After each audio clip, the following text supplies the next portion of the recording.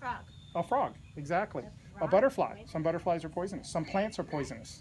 Mushrooms can be poisonous. Eat the frog, you'll die. Venom, right? Versus a venomous animal. A certain one. Versus a venomous animal, if it bites you, then you might get sick or die. But if we ate the snake, would we die? No.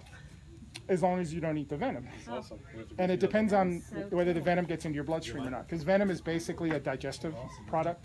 So what it's doing is it's not trying to kill you, it's trying to digest you, Yeah.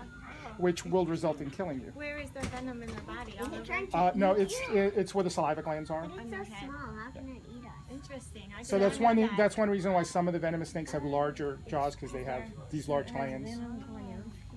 That's interesting. And it only comes out here, so you could eat the rest of the snake. And Right. it wouldn't. And it comes through the fangs. So they have fangs that open up that are hollow that'll inject. It's kind of like a needle. It's going in his shirt. That's why we always trying wear. to hide That's why we from always me. wear 2 shirts, Oh my goodness. because I have had them get in. And even in my belt loop once, that was fun. Almost had to take off my pants to get them off. Oh my. Because we don't want to. We can't pull him backwards because the scales go in one direction. He's just moving around, and yeah, there's a lot of activity. He's out in the open, in the wild. He wouldn't just be sitting out here. A big bird could get him, a big fox, something like that. He wouldn't be hiding to get predators Fox would, to eat food. a fox might eat a snake. Yep. An opossum, a raccoon.